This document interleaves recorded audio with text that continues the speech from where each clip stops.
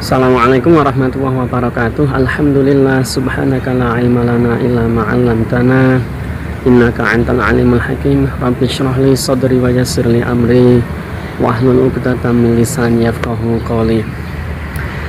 Sahabat-sahabatku semuanya, alhamdulillah kita berjumpa lagi dalam program kajian singkat ngopi bajigur, ngobrol ngerumpi bareng ngaji Al-Quran. Pada kesempatan kali ini kita mencari suasana yang agak berbeda. Matahari masih bergeser ke arah utara dan posisi bumi kita sebenarnya secara astronomis sedang mendekat menuju titik terdekat kepada matahari. Sahabat-sahabatku semuanya, pada kesempatan kali ini kita akan mengupas kembali tentang Makkah atau tentang Mekah. Sudah kita ketahui bersama bahwa kemarin kita sudah membahas kenapa Mekah disebut dengan Ummul Qura atau ibu kotanya negeri-negeri, karena memang di Makkah atau di Mekahlah manusia pertama dan juga pasangannya ditempatkan oleh Allah untuk berketurunan di sana, sehingga wajar kalau tempat itu oleh Allah disebut dengan Ummul Qura atau ibu kotanya negeri-negeri. Sahabat-sahabatku semuanya, kemudian pada kesempatan kali ini kita akan mencoba lebih dalam lagi siapakah sebenarnya manusia yang ditugasi oleh Allah untuk mengemban tugas menyambung mata rantai sejarah yang pernah terputus. Karena Ummul Qura ataupun Makkah dalam bahasanya Nabi Ibrahim dalam surat nomor 14 ayat ke-37, Makkah atau tempat itu disebut dengan muatin ghairi dzati zar'in baitikal muharram, dengan sebuah lembah yang tanpa tetumbuhan.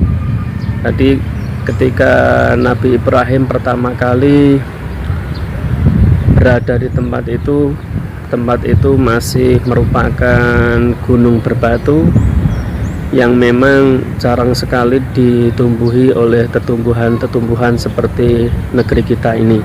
Oleh karena itu, kita yang ternyata oleh Allah ditakdirkan menjadi generasi kemudiannya ditempatkan di negeri yang subur, yang aman, di mana tumbuhan dari berbagai jenis juga bisa tumbuh, maka sudah menjadi kewajiban kita untuk senantiasa bersyukur kepada Allah Subhanahu wa Ta'ala. Sahabat semuanya, sebelum kita mencoba untuk menelusuri siapakah manusia yang diberi tugas oleh Allah untuk menghubungkan kembali mata rantai sejarah yang terputus, maka kita akan mundur ke belakang, akan flashback ke belakang, di mana bumi kita dulunya pernah mengalami topan besar di zaman Nabi Nuh.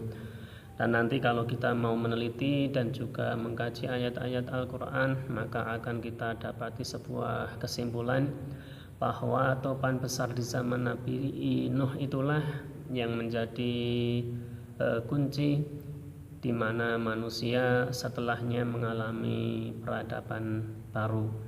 Dan pada saat topan besar di zaman Nabi Nuh itulah kondisi Makkah di mana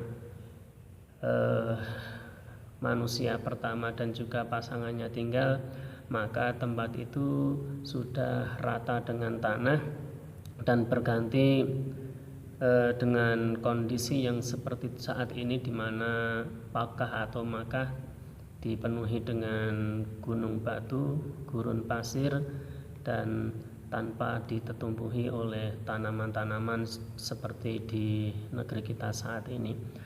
Maka pada saat itulah Allah menugaskan kepada Nabi Ibrahim untuk menghubungkan kembali mata rantai sejarah agar peradaban manusia dan juga sejarah asal-usul manusia tidak terputus. Hal ini ditegaskan di dalam surat nomor 22, surat Al-Hajj ayat ke-26, A'udzubillahi minasyaitonirrajim. Wa id bawwa'na li Ibrahim makanal bait alla tusyrik bi syai'a. Wa id bawwa'na, dan ketika kami tentukan li Ibrahim untuk Nabi Ibrahim makanal bait tempat dari rumah yang pernah dihuni manusia pertama tadi, Allah tusyrik bi syai'a, agar tidak mensekutukan aku dengan sesuatu pun. Jadi setelah topan besar di zaman Nabi Nuh, maka manusia yang bertugas untuk menghubungkan mata rantai sejarah adalah Nabiullah Ibrahim alaihissalam. Sahabatku semuanya, jadi jelaslah berdasarkan ayat yang kita baca tadi, bisa kita peroleh petunjuk bahwa manusia yang mendapatkan mandat untuk melakukan ekspedisi pencarian untuk menemukan situs dari rumah pertama yang kondisinya sudah berbeda karena banjir besar di zaman Nabi Nuh adalah Nabi Ibrahim alaihissalam. Bisa kita bayangkan seandainya kita yang mendapatkan mandat, yang mendapatkan tugas seperti itu, mungkin akan berpikir 1000 kali, karena kita harus berpisah dengan keluarga kita. Kita juga akan menuju daerah yang tidak ada tanda-tanda kehidupan, yang ada hanya gunung berbatu penuh dengan gurun pasir. Terus mungkin juga kita dalam perjalanan tidak akan menemukan air sebagai bekal untuk kekuatan kita.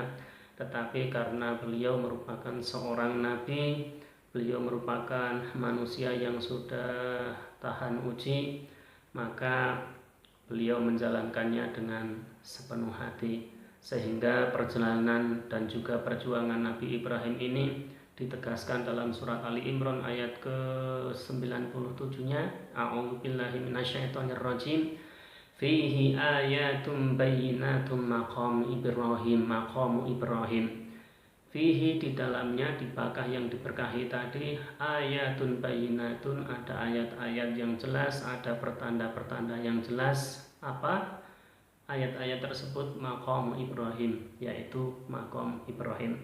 Sahabat-sahabatku semuanya, berbicara tentang maqam Ibrahim memang sangat mengasihkan, karena memang di dekat Ka'bah ada sebuah monumen yang di dalamnya terdapat telapak kaki yang diyakini itu adalah telapak kaki Nabi Ibrahim.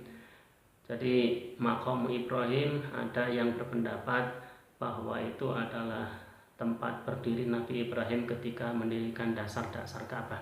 Tetapi kita akan mencoba lebih jauh bahwa yang disebut maqam Ibrahim tidak hanya monumen berupa telapak kaki, tetapi maqam Ibrahim adalah sesuatu di balik perjuangan Nabi Ibrahim, di mana beliau dan putranya menjadi orang yang pertama kali, kalau dalam bahasa kita, yang babat alas di tempat yang gersang itu. Jadi dari keturunan Nabi Ibrahim dan juga Nabi Ismailah, akhirnya di daerah yang gersang, di lembah yang tidak ada tetumbuhan itu, mulai bergenerasi manusia, sehingga nanti di tempat itu pula Nabi terakhir akan diutus oleh Allah Subhanahu wa Ta'ala. Sahabat-sahabatku semuanya, mungkin ini yang bisa kita sampaikan. Kalau ada pemahaman dan juga mungkin sesuatu yang dianggap kurang pas, maka saran saya silakan ikuti kajian kita dari awal, dan mudah-mudahan yang kita sampaikan ini juga menjadikan kita lebih bermanfaat, menjadi lebih yakin dengan Allah, dan kita juga lebih cinta terhadap Al-Quran. Rabbana amanna bima anzalta wattaba'na rasula faktubna ma'asyahidin. Terima kasih. Assalamualaikum warahmatullahi wabarakatuh.